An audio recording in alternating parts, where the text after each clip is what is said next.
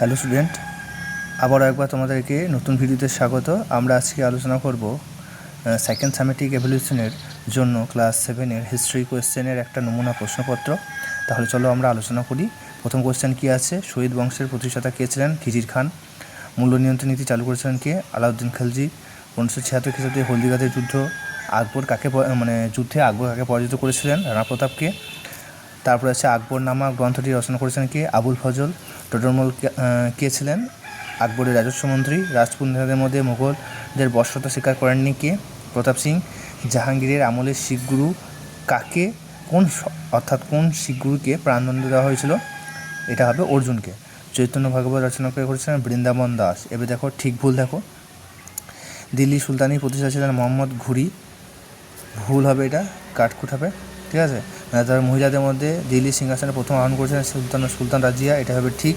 তারপর হচ্ছে গিয়াসউদ্দিন তুগলকের শাসনকালে ইবন বতুতা এসেছিলেন এদেশে। এটা হবে ভুল, মানে মোহাম্মদ বিন তুগলকের সময় এসেছিলেন। আমুক্তামাল্লাদ গ্রন্থটি রচনা করেছিলেন কৃষ্ণদেব রায়। এটা হয়ে যাবে ঠিক। নেদারল্যান্ড দেশটি হল্যান্ড নামে পরিচিত। ভুল। ঠিক আছে। নেদারল্যান্ডের অধিবাসীদের বলা হতো ওলন্দাজ বলা হতো বা ডাচ বলা হতো। ঠিক আছে, হল্যান্ড হবে না এটা। তারপর হচ্ছে এটা হবে ভুল। ঠিক আছে। তারপরে 1600 খ্রিস্টাব্দে লন্ডনে গড়ে উঠেছিল ফরাসি ইস্ট ইন্ডিয়া কোম্পানি। না, লন্ডনের ফরাসি ইস্ট ইন্ডিয়া কোম্পানি গঠিত হয় নাই। এটা হয়েছিল ইস্ট ইন্ডিয়া কোম্পানি, মানে ইংল্যান্ড ইস্ট ইন্ডিয়া বা ব্রিটিশ ইস্ট ইন্ডিয়া কোম্পানি। এটা হয়ে যাবে ভুল। কলকাতায় ইংরেজরা তাদের বাণিজ্য কুঠি নির্মাণ করেছিল। ঠিক। তারপর হচ্ছে মুঘলরা তৈমুরের বংশধর হিসেবে গর্ববোধ করতো। এটা হয়ে যাবে ঠিক। ইলতুৎমিশ, এটা কস্তম্ভ মেলাতে বলেছে। ইলতুৎমিশের সাথে হবে তুর্কান চাইলকানি, মানে এটা যাবে 1 নাম্বার। ঠিক আছে, এটা 1 নাম্বার হবে। বলবনের সাথে কী হবে? বলবনের হবে সিজদা পয়বস, এটা হবে 2 নম্বর। ঠিক আছে, এটা হবে 2 নাম্বার। বাবরের সাথে হবে রুমি কৌশল। ঠিক আছে। তারপরে আকবরের সাথে হবে জাপ্তি প্রথা। শেখ নাসিরুদ্দিন হচ্ছে চিরাগি দিল্লি, 5 নাম্বার।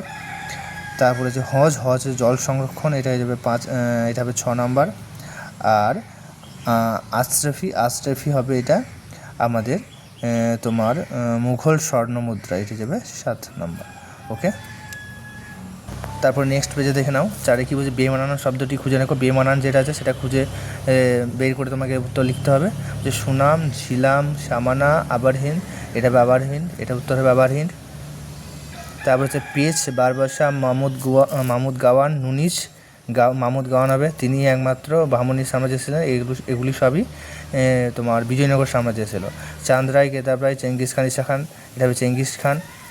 মোহর, হুন্ডি, জিতল, টঙ্কা, বুঝতে পারছি এগুলো সবই হচ্ছে তোমার পয়সা বা টাকার নাম, মানে সুলতানের যুগের বিভিন্ন টাকার নাম, রূপোর বা তোমার সোনার মুদ্রা। ঠিক আছে। কিন্তু হুন্ডিটা হচ্ছে একটা বণিক সংস্থা, এটা আলাদা হবে। চট্টগ্রাম, গৌড়, পান্ডুয়া, বুরহানপুর, এটা বুরহানপুর হবে, কারণ এগুলো সবই বাংলার। আর এটা হবে মধ্যপ্রদেশের বলে। নীল, গোলমরিচ, সুতিবস্ত্র, রূপা, ঠিক আছে, এটা উত্তর হবে রূপো, কারণ এগুলি সবই রপ্তানি করা হতো ভারত থেকে, আর এটা আমদানি করা হতো। এটা হচ্ছে ইলতুৎমিশ, কুতুবউদ্দিন আইবক, গিয়াসউদ্দিন, বলবন, বাবর, এটা হবে বাবর, কারণ এটা হচ্ছে সুলতানি বংশের, আর ইনি হচ্ছে মুঘল সাম্রাজ্যের। ঔরঙ্গজেব, শাহজাহান, শিবাজি, হুমায়ুন, এগুলি সবই হচ্ছে আমাদের মুঘল সাম্রাজ্যের, কিন্তু শিবাজি হচ্ছে আমাদের মারাঠা। ঠিক আছে, শিবাজি আলাদা হবে। অতি সংক্ষিপ্ত উত্তর দাও। বান্দেখানি, চাঁদেখানি, এগুলি নিজেরা করবে তোমরা, এগুলি সহায়িকা থেকে করে নেবে। খলজিগুলো বলতে কী বোঝা, খুবই ইম্পর্টেন্ট। ঠিক আছে। যদি এই কোয়েশ্চেনটা হুবহু নাও আসে, তবে কিছু কোয়েশ্চেন আছে যেগুলো খুবই ইম্পর্টেন্ট, সেগুলি আসবেই, মানে অন্য কোয়েশ্চেনের ক্ষেত্রেও ইম্পর্টেন্ট। উলাক ও দাওয়াকি, এগুলি ইম্পর্টেন্ট। পানিপথে তো বিশাল ইম্পর্টেন্ট, খুবই ইম্পর্টেন্ট। চাঁদনি চক সেরকম ইম্পর্টেন্ট নেই। এই ভাস্কতা কমা, এটা ইম্পর্টেন্ট বটে। তারপরে খানোয়ার যুদ্ধ ইম্পর্টেন্ট বটে, এটা করে নিয়ে আসবে। 2টি বণিক কেন্দ্রের নাম, এটা একটু দেখে নিও, রিডিংয়ের মতো পড়ে নিও। ঠিক আছে। এবার 6-7টি, এটা 4 2 আর 2টি করতে বলেছে। যে ইলতুৎমিশের সময় কী সমস্যা এসেছিলো। ঠিক আছে, এটা খুবই ইম্পর্টেন্ট বটে। তার হচ্ছে মোহাম্মদ বিন তুগলকের যে কোনো 2টি পরিকল্পনা কেন পাগলা রাজা বলা হয়, খুবই ইম্পর্টেন্ট।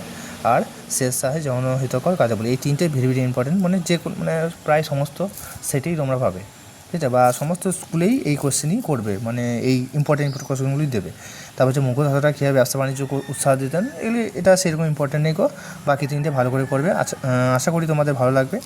যদি ভালো লাগে তাহলে চ্যানেলটা সাবস্ক্রাইব করে নেবে এবং বন্ধুদের শেয়ার করে দেবে আগে বা এই পরবর্তীকালে নতুন ভিডিওর জন্য। ঠিক আছে, সবারই আগে তো সাবস্ক্রাইব করে নিও, শেয়ার করে দিও এবং একটা লাইক করে দিও। ঠিক আছে, ধন্যবাদ।